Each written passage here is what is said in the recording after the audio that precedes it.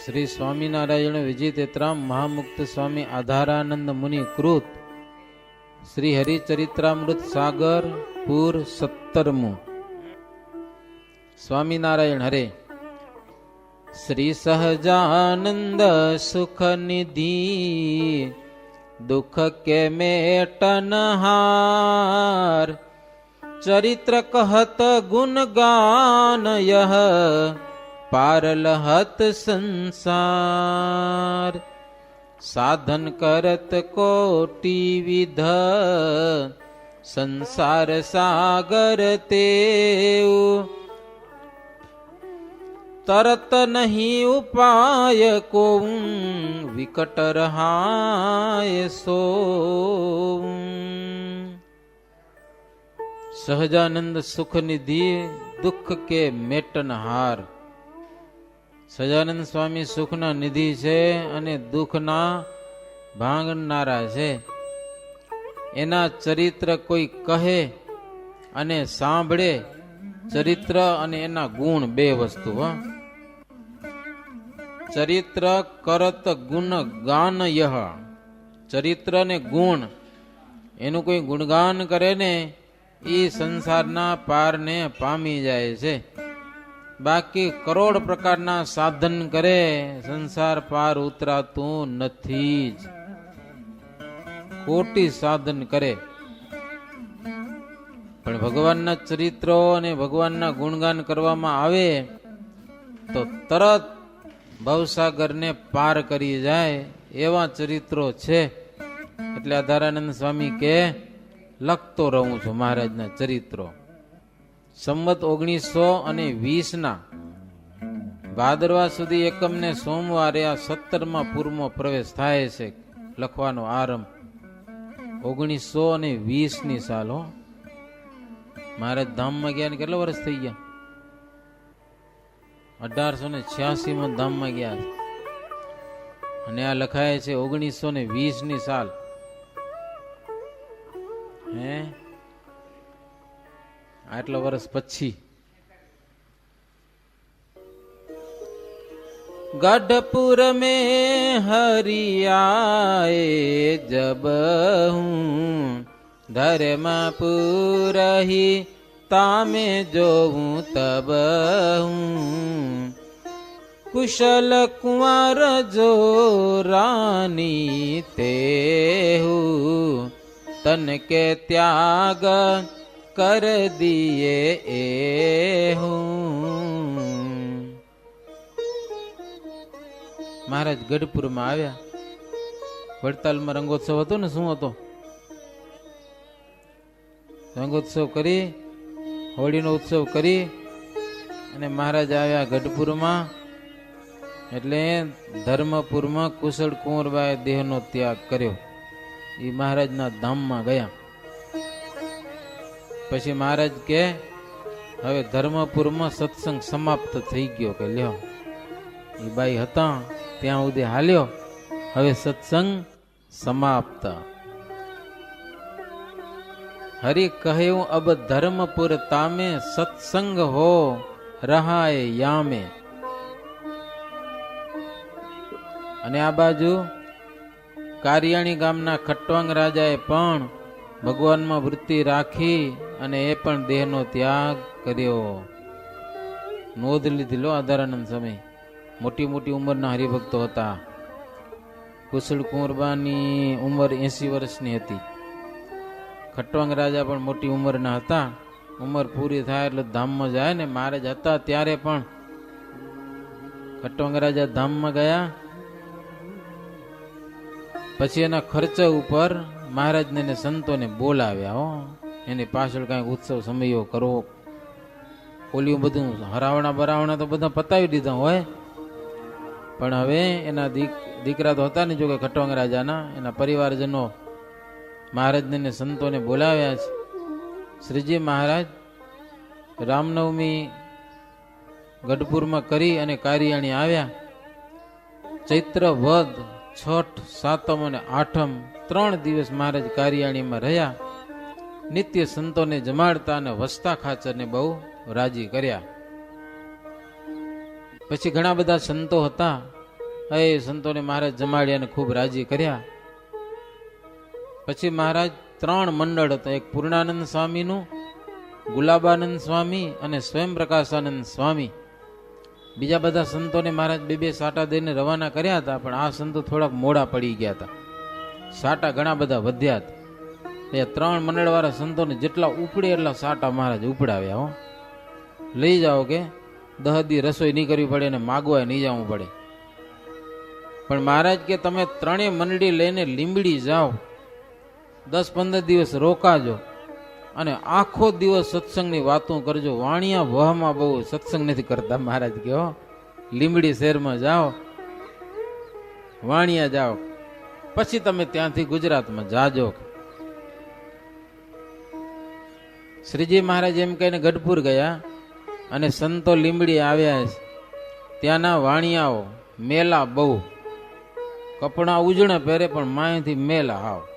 અમે લખ્યું એ પ્રમાણે તમને કહું, સૂતકમાં કાંઈ માને નહીં એવા હાવ અઘોરી જેવા. ભગવાનનું ભજન તો જરાય કરે નહીં, કોઈ દેવની પ્રતિમાને માને નહીં. મેલા મંત્રમાં હોશિયાર પાછા, યંત્ર મંત્ર કરવા હોય તો.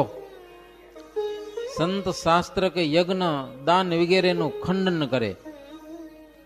કર્મને ઈશ્વર કરતા પણ અધિક માને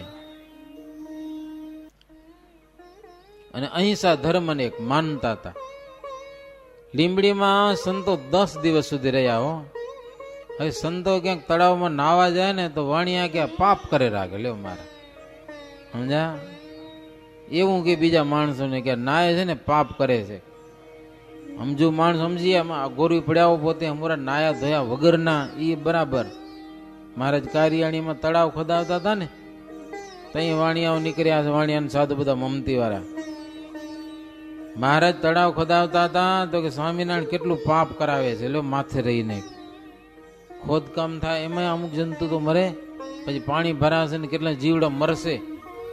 મહારાજ કે હરિભક્તોને, મૂર્ખાઓને એટલી અક્કલ નથી કે આમાં પાણી ભરાશે ને કેટલા જીવો આનાથી જીવશે, એ ભાન નથી. પણ આ મરે એ દેખાય એને કે લ્યો કેટલા માછલા આવશે ને મરશે ને, પણ તરસે કેટલા બધા જીવ. અને જંગલે જઈ આવીને પાણી ન લે ને એવા સાધન ઊંચા માનતા, એ લખ્યું મેં. હો, જંગલ જઈ આવીને પાણી ન લે, હો એને હારા સાધુ ગણે એ વાણિયા, એ હારા. જેને પૂર્વના સુકૃત ઉદય થાય એને ભગવાનના સંત ઉપર રુચિ થાય. હો, બાકી નાસ્તિક મતીવાળાને રુચિ થતી નથી. નાસ્તિકનો જેને પાસ લાગે એને 184 કોઈ દી મટતી જ નથી. સંતો એમ વાતું કરતા લોકોને ભેળા કરીને. પછી વાણિયાઓને સંતોના શીલ વ્રતનો ગુણ આવ્યો. ભોજન ભેગું કરીને જમતા હતા એ ગુણ આવ્યો, 2 ગુણ લીધો. અને વાણિયાઓ કીધું સાધુને તમારી આ 2 વાત અમને ગમી. બીજું તમે ધન અને સ્ત્રીથી દૂર રહો છો ને વ્યસન નથી કરતા ને, એ તમારી અધિકતા છે. હો, એટલો ગુણ આવ્યો સાધુનો એમ. પણ અમારાથી સત્સંગ તો નહીં થાય કે. હો, ઈ નહીં થાય કે, ઈ નહીં થાય. અમે તો અમારા મતથી ઉધાર માન્યો છે.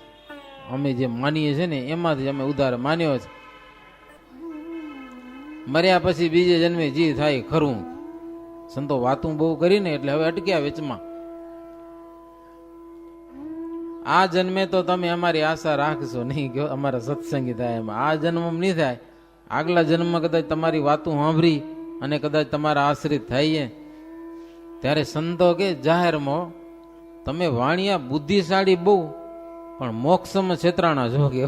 ચોક્કસ વાત. હો, હે સંતો જાહેરમાં કીધું વાણિયાઓને બહુ બુદ્ધિશાળી છો, ક્યાંય છેતરાવો નહીં તમે, પણ મોક્ષની વાતમાં ખરેખર છેતરાણા છો. કારણ કે તમે જે માનો છો ને વેદ શાસ્ત્ર પુરાણ બધાથી હું ધુએ કે લ્યો. કોકને તો મળતું હોવું જોઈએ ને.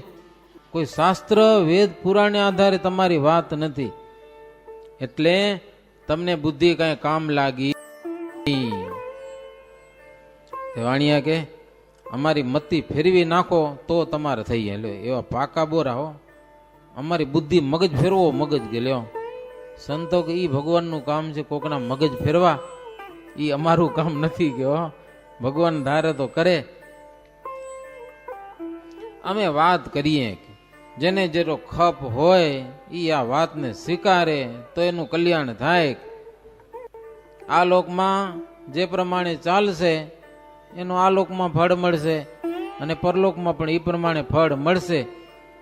સુખી દુઃખી થવાની સાચી વાતો કરીએ છીએ, બાકી સ્વીકારો તો તમારા બાપની છે, ન સ્વીકારો તો અમે થયા રવાના, અહીંયા અમને કાંઈ નથી. સંતો કે અહીંયા વેદની મર્યાદા લોપી અને સુખી થાય છે, પણ ત્યાં ડાપણ કામ નહીં લાગે. અહીંયા તમે મનભાવે વર્તીને કદાચ સુખી થઈ જાઓ આલોકમાં, મર્યા પછી ડાપણ કાંઈ નહીં. અને તેથી પસ્તાઈને પણ કરશો શું, ક્યાં જાશો? પસ્તાવો થશે તો જાશો ક્યાં? એમ કહી સંતો ચાલી નીકળ્યા ગામમાં. થયો 10 દિવસ રોકાણા, પણ અસર લાગી નહીં કોઈને. મહારાજની આજ્ઞા હતી, વાતો છૂટ કરી પછી સંતો ત્યાંથી સિયાણી ગામ ચાલ્યા ગયા. ત્યાંથી પછી તાવી, દેવડિયા, દદુકા, મચ્છિયા, મલોડા, બાવડા, ખેડા, રઢ્ઢુ, વણજ, આ બધા હરિભક્તોના ગામડા દબ્બાણ આવીને સંતો રહ્યા. અને ત્યાં શ્રીહરિ ભીમ એકાદશી ઉપર ગઢપુર થકી કાઠી રાજાઓની સાથે પ્રભુ વડતાલ આવ્યા છે. પાગાઉ સુધી સંતો ભક્તજનો સામે ગયા છે મહારાજને વાજતે ગાજતે. અને મહારાજના દર્શન કરીને ખૂબ આનંદ થયેલો છે. 2 ઘડી દિવસ ચડતા શ્રીહરિ આવ્યા છે. સવારના સમયમાં રામદાસ સ્વામી પણ શ્રીહરિને સન્મુખ આવ્યા. પૂરના ભક્તોએ શ્રીહરિ તથા સાથેના કાઠી ભક્તજનો ઘટે તેમ બધાને ઉતારા આપ્યા, રસોઈ કરીને જમાડ્યા. બપોરના સમયે થોડીક વાર શ્રીહરિ આરામ પણ કર્યો. આજુબાજુથી સંતો ભક્તોને ખબર પડી, એ બધા ચડોતર દેશ ને વાકડ દેશ ને કાનમ દેશ, બધા દેશથી સંતો ભક્તજનો વડતાલમાં આવી ગયા. બીજે દિવસે શ્રીજી મહારાજ આંબલા ઉપર પલંગ બાંધીને એના ઉપર જઈને બેઠા હો. આંબલા ઉપર પલંગ બાંધ્યો, એના ઉપર બેઠા અને સંત હરિભક્તોની યથા યોગ્ય સભા થયેલી છે. સભામાં શ્રીજી મહારાજ બહુ સુંદર વાતો કરેલી છે, પણ એ બધી વાતો આપણે આવતીકાલે સાંભળીશું. અત્યારે કથાને વિરામ. એવી રીતે બીજો તરંગ થયો સહજાનંદ સ્વામી મહારાજની. શ્રીપતિમ શ્રીધરમ સર્વદેવેશ્વરમ ભક્તિધર્માત્મજમ વાસુદેવમ હરે માધવમ કેશવમ કામદમ કારણમ સ્વામિનારાયણમ નીલકંઠમ ભજે. સહજાનંદ સ્વામી મહારાજની જય.